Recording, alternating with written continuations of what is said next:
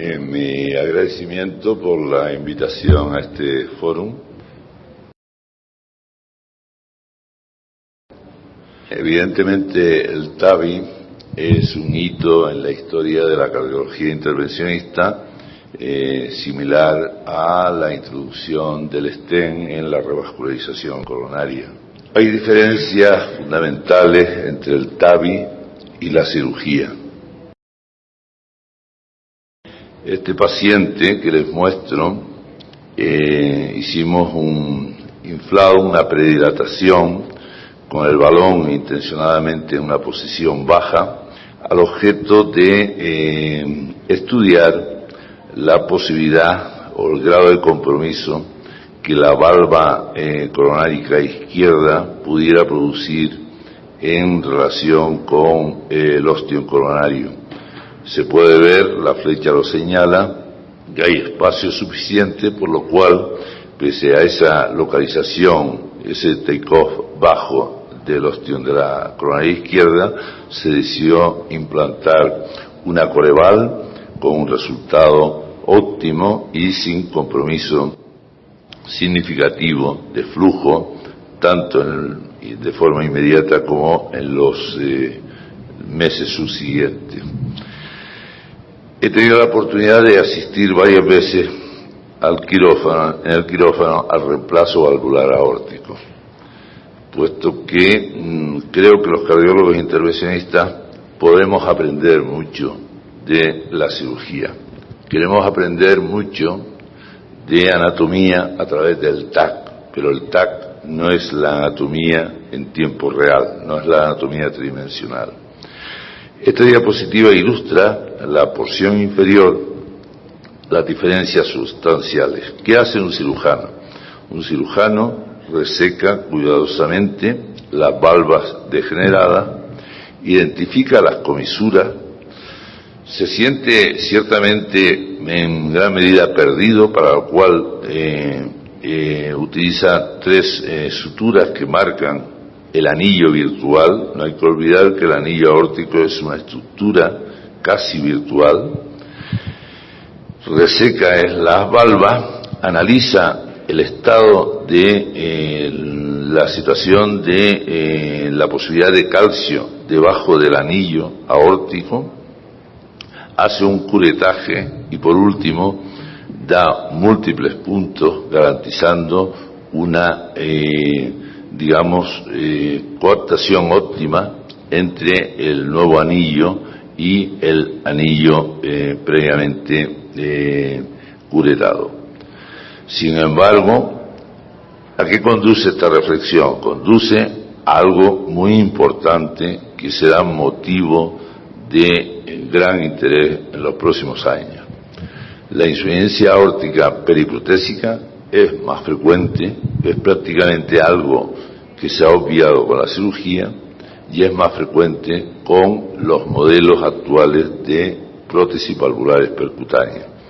Y el daño, el barotrauma que sufre el sistema de conducción, no hay que olvidar que la TGIS emerge a nivel del septo membranoso, es casi inevitable con el implante de las válvulas aórticas con los diseños actuales.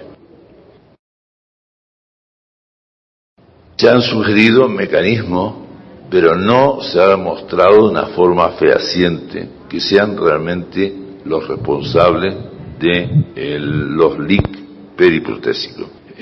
Algunos son claros y dramáticos, como es el implante bajo, puesto que implica el implante subanular.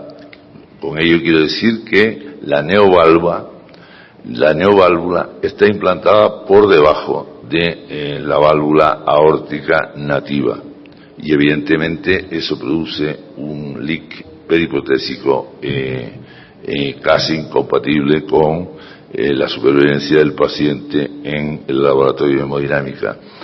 El implante supraanular puede producir leak periprotésico a través de las comisuras. Y el mismatch es un fenómeno no muy bien estudiado.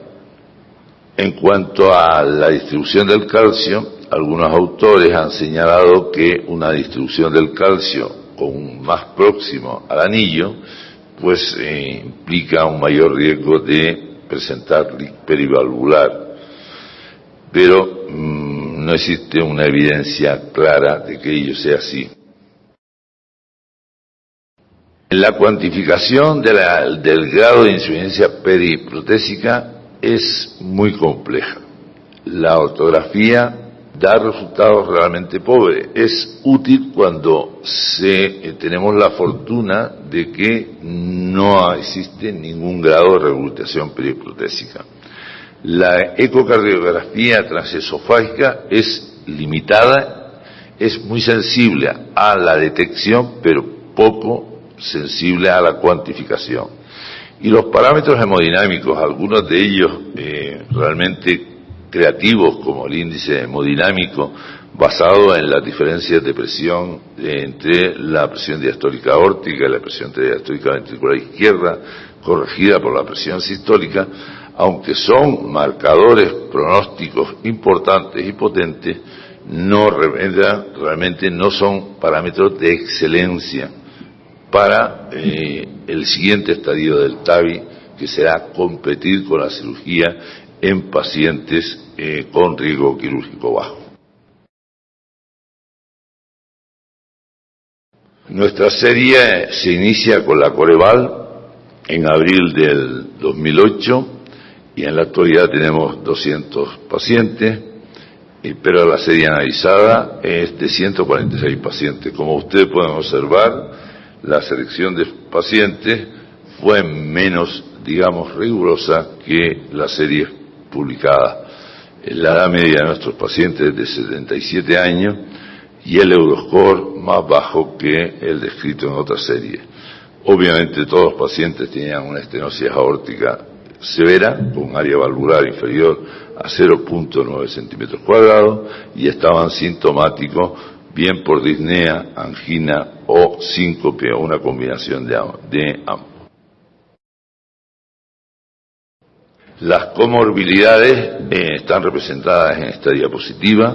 La prevalencia de enfermedad coronaria es relativamente baja, 33%, la insuficiencia renal 10% y la presencia de fibrilación auricular del 20% de los pacientes. El estudio preimplante en nuestra serie ha sido riguroso, en el sentido de que todos los pacientes se les hizo un ecocardiograma basal, transtorácico y transesofágico. En todos los pacientes se hizo angioTAC y a todos los pacientes se les hizo un estudio angiográfico cuidadoso con pit-tail metalizado al objeto de poder tener una referencia, un factor de calibración preciso y hacer las mediciones pertinentes. La técnica de implante es sobradamente conocida, como ustedes saben, representa al menos la coordinación de dos operadores. Un operador controla el catéter y el otro operador controla el delivery, el sistema de delivery de la Coreval. Hemos trabajado con la primera generación, actualmente se ha producido un avance importante con la segunda generación y próximamente estará en el mercado, al menos en Europa, la tercera generación de sistemas de liberación que permitirán al operador tener un papel menos relevante, puesto que una vez posicionado y seleccionada el inicio del deployment, la válvula no se va a mover durante el proceso de suelta. En 38% de los casos estimamos conveniente realizar una postdilatación y la postdilatación fue eficaz en términos de reducción de la importancia de la insuficiencia aórtica periprotésica en el 64% de estos pacientes. Este es un ejemplo de regurgitación periprotésica, grado 2, se puede ver en la angiografía y se observa especialmente en el eco transesofágico el color en diástole con un leak periprocésico focalizado, que desaparece tras la postdilatación que la hacemos con pacing ventricular rápido y de una forma cuidadosa, puesto que si el pacing se detiene antes de que el balón se desinfle, podemos producir una migración indeseable de la válvula. Este es el resultado de la postdilatación. Como ven ustedes, pacientes con grado de rehabilitación 4, pues mejoraron los 3 pacientes en esta condición y así sucesivamente. En total, nos encontramos con el siguiente panorama. Insuficiencia aórtica grado 2 o mayor, encontramos en nuestra serie en el 27% de los casos. Y ausencia de insuficiencia aórtica en el resto de los pacientes. Consideramos que la insuficiencia aórtica de grado 1 lógicamente no va a tener un impacto. Es más, en un estudio seriado con ecocardiografía transesofágica, comparando el momento del deployment con un eco a la semana, hemos visto incrementos en el diámetro de la coreval consistente de 1 milímetro aproximadamente del estructo. Estudiamos los factores, los predictores potenciales de regurgitación periprotésica tras el implante, comparando 2 grupos, la ausencia de insuficiencia aórtica con insuficiencia aórtica grado 2 o superior. Y vemos que no existe ningún indicador clínico predictor de esta condición. Tampoco existe ningún predictor ecocardiográfico, tales como la fracción de eyección, el diámetro diastólico, el grosor de las paredes, el anillo aórtico, el diámetro de la aorta ascendente, el área valvular, el gradiente medio y la presencia de insuficiencia aórtica basal, grado 2. Los datos angiográficos, asimismo, y de procedimiento tampoco identificaron ningún predictor, incluyendo la fracción de eyección, volumen diastólico y las mediciones superponibles a el eco transesofágico. Asimismo, la profundidad de la prótesis y el tamaño de la seleccionada, la de 26 o 29 milímetros, tampoco fue un predictor. Sin embargo, los datos del AngioTAC identificaron un predictor que es la presencia de calcio no a nivel de las válvulas, donde hasta ahora se ha concentrado la atención de los diversos investigadores, sino la presencia de calcio subanular, e incluso diría transanular, pues es un calcio que atraviesa típicamente desde la valva al anillo y contamina la cara ventricular de la valva anterior de la mitral, típicamente. Vean ustedes qué ocurre con la insuficiencia aórtica y la calcificación subanular. De los 6 pacientes con insuficiencia aórtica grado 3, 5 presentaban este signo AngioTAC. Y el 50% de los pacientes con insuficiencia aórtica grado 2 tenían calcio subanular. ¿Cómo identificamos el calcio subanular? Hay que tener en cuenta que el plano valvular aórtica está orientado en el espacio, en la cavidad torácica, y es difícil realmente en las reconstrucciones AngioTAC distinguir lo que es una cosa de lo que es la otra. Al final hemos concluido que la metodología más precisa es hacer cortes transversales y penetrar en el tracto de salida del ventrículo izquierdo, identificando la presencia del calcio subanular, como ocurre en este caso. La contrapartida ecocardiográfica se muestra en el eco transesofágico con las flechas amarillas, y vean ustedes una distorsión de la circunferencia del anillo del paciente en función de la presencia de este obstáculo mecánico, pese a que la prótesis adopta una morfología circular y es realmente la ruta del leak periprotésico. Este es un ejemplo de calcio subanular inequívoco con insuficiencia periprotésica grado 3, que no puede ser, mejorada con la postdilatación. Este ejemplo representa la misma condición y el inflado del balón muestra la imposibilidad, como ocurre en la revascularización coronaria en segmento no bifurcado, de realmente acomodar la prótesis a una estructura tan resistente como es el calcio.